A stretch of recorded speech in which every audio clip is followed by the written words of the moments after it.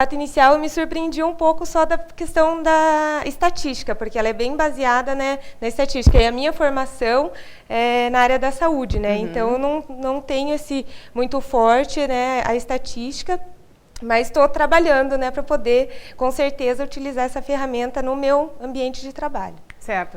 É importante, então, destacar a questão que a Renata está levantando, professor, sobre o conhecimento em estatística ser fundamental, ser a base da implantação do programa? Muito importante, nós temos que entender que o Seis Sigma nasceu com críticos para a satisfação do cliente, envolvendo 3 divisões: críticos para a qualidade do produto, crítico para serviços, atender o cliente o mais rápido possível no tempo certo, CTD, delivery, entrega no tempo certo, resposta no tempo certo, na hora certa, tudo isso, e crítico para os custos. Hoje a gente está analisando tudo isso. Então veja bem, antigamente você fazia um exame médico, certo? O resultado levava 15 dias, 20 dias para sair. Hoje você faz um exame às 6h30, um check-up geral, certo? E pergunta para o pessoal do hospital, quando fica pronto o exame? Pelo correio, daqui a uma semana. Pelo SEDAX, 3 dias ou 2 dias, certo? Mas depois das 4 horas hoje, você pode acessar a internet, você já tem a resposta hoje. Quer dizer que eu posso ter a resposta às 4 horas, às 7 horas da noite, já posso consultar meu médico? Faz o exame de manhã, acessa a internet, nós estamos nesse ponto. Certo. Quer dizer, velocidade. Certo. E aí mais também, rápido. Então, sim, o pessoal está aprendendo a trabalhar com dados estatísticos. Isso. Você entendeu? Mudando um pouquinho, eu acredito em Deus, mas que o resto me manda os dados para analisar. Certo. Então, Marcos, a partir também do que o professor Buchain está levantando, também é possível aplicar essa metodologia numa organização educacional como a qual você dirige atualmente, que é o Campus São José dos Pinhais da FAI. Sem dúvida. Na verdade, a lógica nossa, quando a gente trata de qualidade total, ou a busca pela qualidade total, ela se baseia ou se fundamenta em 3 pilares, né? Que é a eliminação dos desperdícios, envolvimento de pessoas e melhoria contínua. Se você usar essa lógica, primeiro para a tua vida pessoal, já vai ter uma grande diferença, né? Então, se as pessoas se conscientizam que elas podem melhorar, que elas têm desperdícios que têm que ser detectados, que muitas vezes estão escondidos, que nem o professor colocou, e que elas estão com vontade de fazer o processo acontecer, que seria o envolvimento dessas pessoas, em qualquer tipo de organização você consegue colher resultados, né? Porque às vezes você acredita, seja numa indústria, seja numa obra de construção civil, seja num hospital, seja numa repartição pública, você muitas vezes pode acreditar que o processo está fluindo perfeitamente. Quando você é apoiado em ferramentas, num processo maduro, como eu citei há pouco, consegue analisar de uma maneira um pouco mais detalhada esse processo, você começa a perceber que existem alguns gaps, alguns furos naquele processo que muitas vezes passam desapercebidos e que geram problemas, por vezes, que serão detectados futuramente. Então, quando você analisa qualquer organização sobre esse viés desses 3 pilares, a conclusão que se chega é que é perfeitamente possível para qualquer tipo de organização, inclusive uma ONG, por exemplo, que seria uma organização não governamental, sim, que seria de livre iniciativa ou coisa assim. Qualquer tipo de organização poderia se apoiar e certamente colheria bons resultados de uma metodologia como essa, sem dúvida. Certo. Bom, então a partir também do despertar dos envolvidos da organização, nós vamos deixar no ar a nossa segunda questão norteadora, que nós vamos dialogar sobre a mesma ao longo do 3º bloco. Que como esse programa, como é a metodologia do Seis Sigma envolve mudança de cultura na empresa que está implementando, traz geralmente embutida também uma forte resistência inicial à sua aplicação por parte dos colaboradores e equipe. Isso é verdadeiro? O próprio programa encontra as barreiras nas organizações? Os nossos convidados vão discutir sobre essa questão ao longo do 3º bloco. Já voltamos.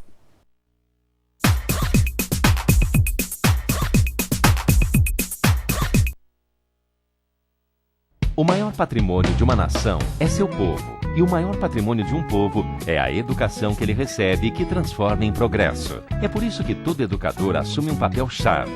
E ele começa não na tarefa de educar, mas sim na de aprender com os melhores profissionais, atualizando-se e fazendo uma especialização com quem há mais de um século trabalha na arte de ensinar com qualidade. FAI, porque só quem tem a maior tradição no ensino é que pode oferecer a melhor pós-graduação em educação.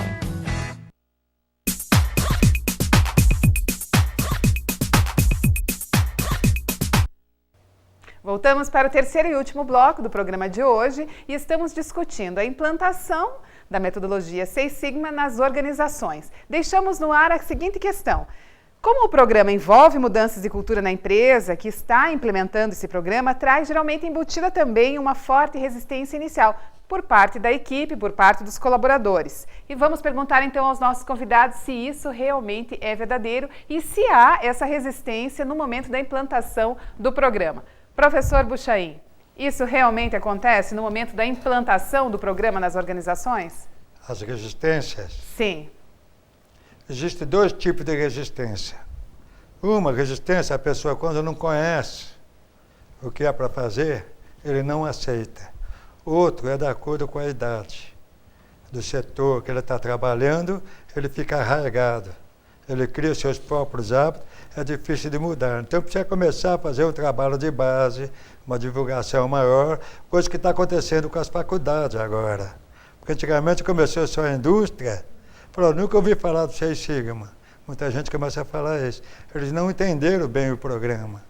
Então tem gente que vai, manda uma pessoa, faz o curso, gosta, transmite para a diretoria, não é bem aquilo. Então precisa haver uma conscientização maior, uma divulgação melhor, para explicar para o pessoal que não é um bicho de sete cabeças. Antigamente, para trabalhar nos computadores pequenos, os velhos, pessoas velhas de idade, têm dificuldade. Nós ficamos teclando as pessoas velhas. Hoje, os jovens, 3, 4 anos, já estão digitando. Está todo mundo no celular.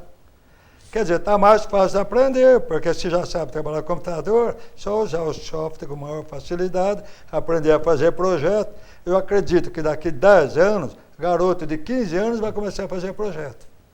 Certo. Nós já temos, já agora, no último curso de Black Belt que eu formei, 2 garotos recém-formados, 2º ano, 3º ano. Embora não tenha prática, foram os melhores alunos em Menitab. Você entendeu? Então essa nova geração está vindo com muita força, com maior índice de QI. Certo. Então ainda bem, porque esse pessoal vai ser menos resistente. Existe resistência nas indústrias. Certo? Por quê?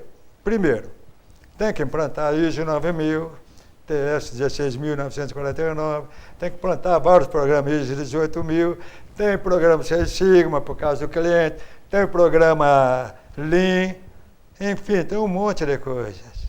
Então o pessoal fica atordoado. Por quê? De 6 em 6 meses tem auditoria, não dá tempo para se preparar. Para, não dá tempo de fazer o curso. Certo? Você acredita que eu dou curso sábado e domingo para o pessoal, para poder atendê-los? Certo. Tem gente que faz aula comigo 6 horas da manhã até as 8, executivo. Porque não tem hora para trabalhar. Tem executivo que chega na hora do almoço para dar aula na hora do almoço. Então o problema tempo é relevante e acontece em empresas principais, fornecedores e subfornecedores. O maior problema está nos subfornecedores. Pouca gente e pouco tempo para treinar. Então prejudica. A indústria quer trabalhar com bons fornecedores. Os fornecedores querem trabalhar com os seus fornecedores. Certo. Aí o problema aparece. Então tem que começar devagar.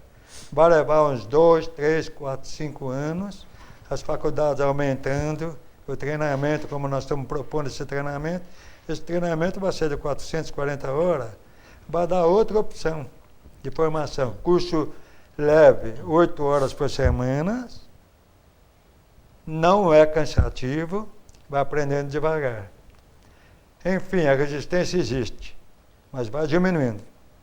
Temos que melhorar, não tenha dúvida. É a única saída. Sem dúvida. Marcos, como você vê essa questão, então, da implantação, porque vai mexer na cultura da organização, e essa implantação ela acaba sofrendo resistências, conforme o professor Buchain falou que sim, que em princípio há essa resistência, mas ela vai sendo diluída com o passar do tempo. Como você vê essa questão, Marcos? Olha, Regina, eu vejo assim, de fato as empresas, elas de 1980, quando começou-se a falar em qualidade no Brasil, com círculos de controle de qualidade lá atrás, em que também participavam o presidente, a senhora do cafezinho, o gerente, eram todos juntos para resolver problemas. Desde aquela época, o Brasil tem passado por um bombardeamento de novas ferramentas em função da necessidade de o país abrir suas fronteiras e competir. Então, realmente, o ambiente empresarial acabou ficando muito carregado ao longo desses 20, 25 anos aí, de muitas necessidades de implantação, que por vezes funcionam até como barreiras protecionistas para você poder exportar. O camarada diz para você, olha, você pode vender no meu país desde que você tenha a certificação tal. Então, criou um ambiente de pressão muito grande nas organizações por conta dessa necessidade gerada pelo mercado. Então, a quantidade de programas de implantação voltados à qualidade que houveram nesse período, criou realmente nas pessoas já uma certa refratariedade pela quantidade e pela constante mudança, né? Quer dizer, você, quando acha que a coisa acalmou, vem uma nova metodologia, uma nova ferramenta, uma nova necessidade. Esse eu acho que é o primeiro fator. O segundo fator que eu percebo que cria essa resistência é justamente o fato de nem todas estas ferramentas terem sido adequadamente implantadas. Então, o que acontece é que eu, como colaborador de uma organização, às vezes, quando se vem com uma proposta nova, por vezes eu posso atrelar essa nova proposta àquela uma outra que não foi adequadamente implementada pela pressa que a gente colocou já aqui no nosso bate-papo e que acabou trazendo um resultado pífio para a organização. Aí eu mesmo digo, poxa, mas será que isso é mais um modismo, mais uma daquelas que já foi tentado uma outra vez e que não foi muito satisfatória? Então, esse segundo fator me parece que vem um pouco dessa herança que, eu repito, o brasileiro está superando. Eu acredito que a gente está no bom caminho hoje para poder superar esse amargor, vamos dizer assim, que ficou do processo inicial. E o terceiro, que eu acho que é natural do próprio ser humano, né? A gente, por uma questão nata, a gente tende a ficar um pouco acomodado realmente, quando o professor coloca 20, 30 anos, até eu diria que nem precisa tanto, às vezes para a gente se acomodar, bastam 4, 5 anos, dependendo da característica da organização, e não é à toa que muitas organizações adotam o chamado job rotation, né? Que é tirar o cidadão, a pessoa, o profissional que atua numa área, por exemplo, de informática, e de repente coloca a pessoa numa área comercial, e a pessoa diz, poxa, mas eu não domino isso, mas é justamente isso que a empresa está propondo, você traz a tua expertise e os bons resultados da outra área, para esse novo setor que você vai estar assumindo e vai estar colaborando, e ao mesmo tempo você tem que se desenvolver e sair da tua própria inércia, né? Então as empresas, elas têm, eu acho, essa conjunção de fatores que acaba gerando realmente aí uma dificuldade de implantação de qualquer programa. E o Six Sigma, ele acaba caindo um pouco dentro dessa, infelizmente, dentro dessa rede também. E isso ocorre bastante, não é, Renata? Essa resistência no sentido de vem mais um programa, vem mais um modismo, como diz o Marcos. Sim. E a própria equipe, os colaboradores se fecham e são mais resistentes a isso. Acho que Concorda sem dúvida, também, Renata? Uhum. Eu acho que até mais no setor público do que no setor privado, né? No setor público, no setor privado, as pessoas já têm uma certa resistência. No setor público, o fato de ter mais um programa, as pessoas encaram até de uma maneira assim ruim, né? Numa maneira é mais trabalho, mais, né?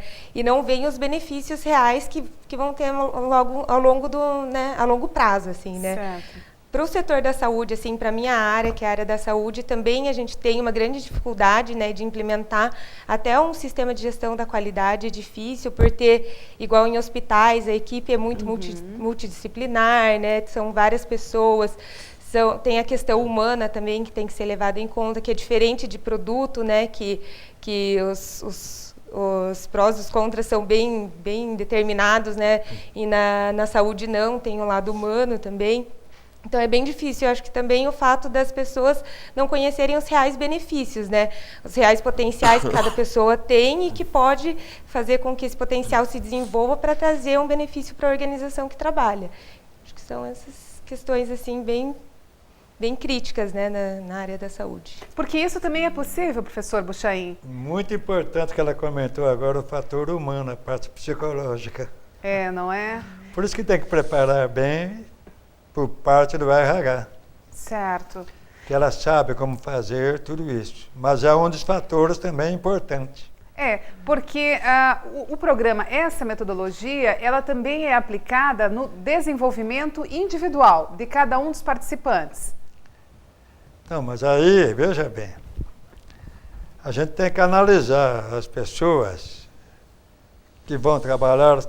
A gente tem esse programa. Esse programa entra no 4º módulo do Black Belt, entra essa parte de cabeça, Certo. a parte de mentes pensante, o tipo de pessoas, a parte de conflitos em trabalho em equipe, tudo isso é previsto no 6 Sigma.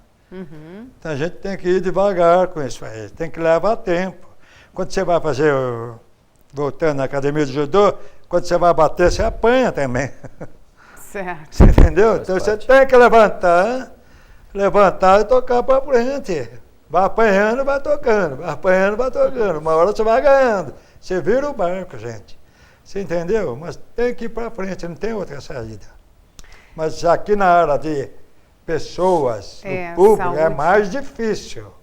Porque a variação é muito grande. Várias pessoas de vários níveis, várias idades, várias necessidades. Não é um canal só, é muita gente. Então aí tem que ter outro tipo de análise. Você entendeu? Aí tem que ensinar os psicólogos a trabalhar, abrir a mão, aprender mais técnicas estatísticas, certo? Que para mostrar dados e ver se vale a pena trabalhar. Certo. Tem que medir. Se mede e entende. Entende e controla. Controla a professora. Se não mede, estamos perdidos. Então, existem as etapas também que o senhor já comentava anteriormente, não é? O DMAIC. É o DEMAC. Aham. DEMAC, definir, não é só definir problema, é definir oportunidade de ganhos e perdas. Certo. Medir o desempenho. Analisar o desempenho, o que eu posso melhorar, onde eu posso melhorar, através das reclamações do cliente. Eu vou melhorar, vou reduzir perdas, vou reduzir